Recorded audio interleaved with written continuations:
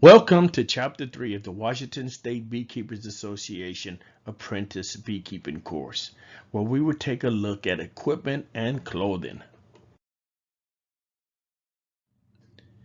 In this chapter, we will discuss the different types of beehives, the tools that a beekeeper use, and the protecting clothing that they choose to wear. In this section, we'll look at 4 different hives.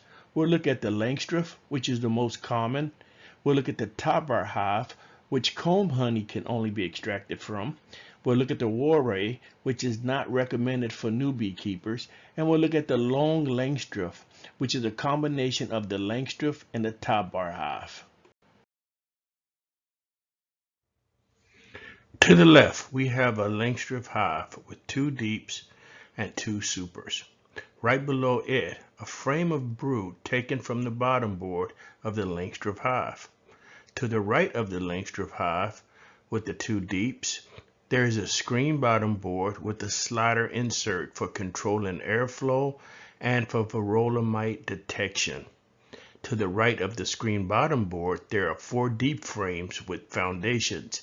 It is important to note that depending on if you use an 8 or 10 frame hive body, that will determine the amount of frames you will need. Continuing to the right, a deep hive body with 9 frames and an inline feeder. Below the screen bottom board, an inner cover with an oblong hole which allows airflow, as well as a spot to insert a bee escape, which allows a one-way passage for bees when placed between the honey super and hive bodies when getting ready to harvest honey. The inner cover is necessary as a spacer between the top box of the hive and the top cover so that the beekeeper is able to use their hive tool to break the propolis that the bees use to attach the top cover to the top hive body. Since most top covers are telescoping and all 4 sides overlap the top of the hive bodies or supers, without the inner cover, it would be extremely difficult to remove the glued lid. There are usually 2 different heights to the lath around the inner cover. One is slightly more than 3/8, and it allows for the bees to move around and make use of the top entrance that is usually notched into the side of the inner cover. The other side is larger to provide for airflow to the outside. Be sure to place the shallow side next to the top box. If the deeper side is placed next to the hive box or super, the bees will build bird comb in the space. To the right of the inner cover, the top cover or telescoping cover with a metal top is used to help resist moisture. Finally, an entrance reducer to reduce the space at the entrance of the hive used to help the bees or the colony defend their entrance.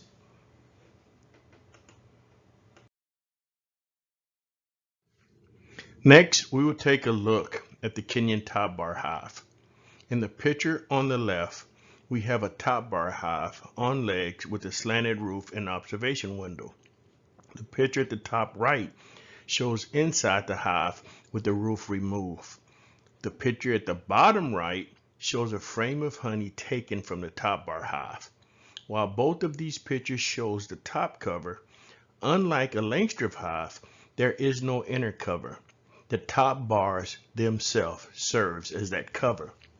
Also, these hives do not require legs, and like the Langstroth and the Warray hives, they can be placed on stands to raise them off the ground.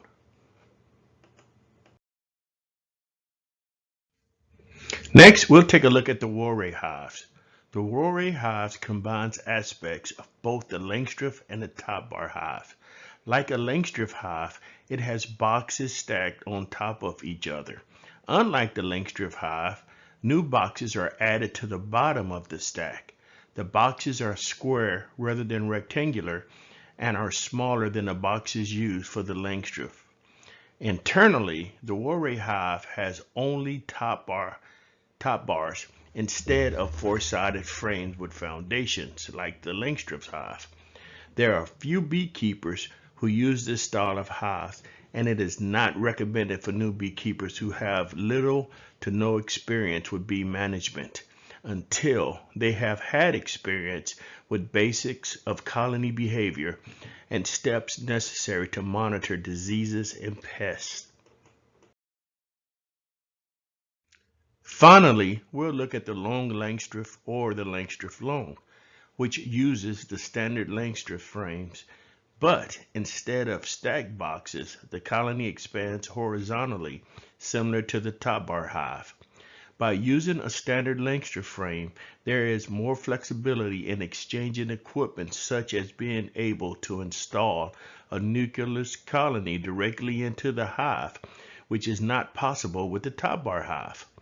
Also, the use of frames rather than the top bars allow honey to be extracted from the combs without damaging them, so that they can be reused by the bees.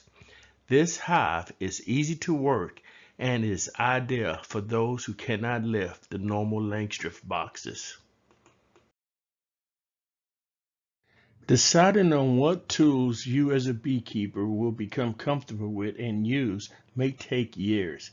However, we will take a look at some common tools of the beekeeper. I also added a queen excluder, as I believe it is a tool you should become familiar with as a beekeeper. In this section, we will look at the beekeeper's tools. The first tool is the hive tool. While the hive tool is the most important tool in the beekeeper's arsenal, there are many different styles, and each beekeeper will have to choose their favorite. A 5-in-1 painter's tool will work well if you aren't sure what kind of hive tool you may prefer. In the photos above, the first one is similar to a small pry bar. The second photo shows a J-hook end to fit between the frames of the Langstroth hive.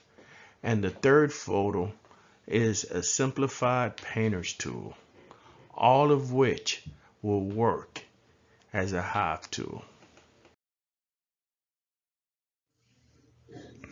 Next, we'll take a look at the smoker. While some beekeepers insist that a smoker is not necessary, most beekeepers have one available for use when a colony is more aggressive than they want to work. Used correctly, a smoker has a valuable role in calming the bees and the beekeepers at the same time. It is important to get the smoker ready prior to working the colony. Be sure to use fuel that has no chemicals. Dry paper, pine needles, straw, or leaves are good starters, but you want something that will keep burning and producing smoke while you are working. Fuels that usually work well are pine cones, wood chips, and dry cow and horse manure. To start the smoker, you will need some type of non-chemical starter that will ignite easily, along with a small amount of smoker fuel. Once you have ignited the contents in the smoker, pump the bellow a few times to get the fire going. After the fire is going, you will need to press and compact your fuel source without putting the fire out. Continue pumping the bellow and adding smoke fuel until you have the desired amount of fuel in the smoker. Once the fire is going strong, close the top and pump the bellow a few more times until you see a steady stream of smoke coming out. Let the smoker sit until a steady stream of smoke comes out without having to pump it. Remember to use a small amount of smoke before working the bees to hide the alarm pheromones that get the bees excited, because once they are on alert, it is almost impossible to calm them down.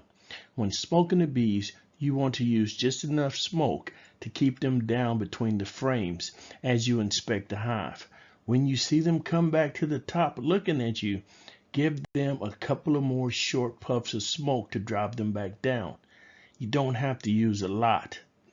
Please watch my short video after this lesson on how to start a smoker. And finally, we'll look at the bee brush, the frame perch, the scale, and the queen excluder. The bee brush is used to gently remove bees from the frames and unwanted areas. While bee brushes is a useful tool, the beekeeper can also use a feather from a goose or a large bird. While the frame perch has not been in the beekeeper's toolbox all that long, it is a useful tool when conducting inspections. When the beekeeper places this frame in it, they have more room to work within the hive. While weighing the hive with scales are a sure way to determine if the honey flow is on, it also shows the beekeeper if they have enough stores in the fall for the winter. While scales can be very expensive, a digital luggage scale provides all that you need to weigh your hives. Last but not least is the queen excluder. While there is a great debate about to use a queen excluder or not, each beekeeper will have to make that decision for themselves. However, it is my opinion that the beekeeper should not use a queen excluder unless it is needed. Normally, the honey super should provide a honey barrier, keeping the queen from laying in the upper frames. But if the queen continues to lay in the super, ensure that she is in one of the brood boxes and place the queen excluder between the super and the brood box.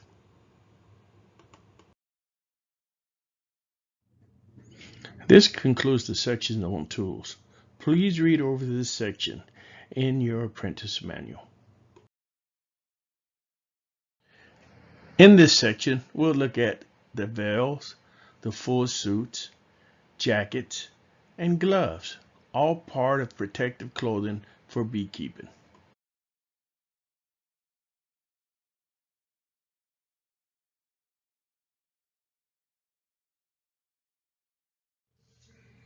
In this section, we will look at the protective clothing. While there are different types of protective clothing, it is important to select the kind of protective clothing that will make you feel comfortable and safe. Try it on before buying it, and be sure you know how to wear it properly prior to the arrival of your bees. Let's look at 3 pieces of protective clothing. The veil is important since it provides protection for your face. It is difficult to stay calm when bees are staring you in the eyes and there is nothing between you and them. Gloves protect your hands, and your hands are the part of your body that is working inside the hive. It is very difficult not to accidentally touch a bee, and it is hard for them not to react defensively. It is important that your gloves fit comfortably and snug so you are able to use your fingers easily. Finally, jackets and full suits. While they both come in all sizes and styles, round veils, fencing veils, without mesh for ventilation. Again, it is important to choose the suit or jacket that fits you properly and is comfortable to you. In the bottom photos, beekeepers are wearing full suits while delivering packages of bees. The full suits also come in varieties of children's sizes for even the smallest of beekeepers. Yet, jackets are preferred by some who don't feel the need for full protection. Even though bees can sting through tight jeans and can crawl up inside the leg of those wearing full suits, if the ankles are not secured with ankle straps or duct tape, suits still protect. Remember, wear the protective clothing that you are most comfortable wearing. This concludes Chapter 3 on equipment and clothing.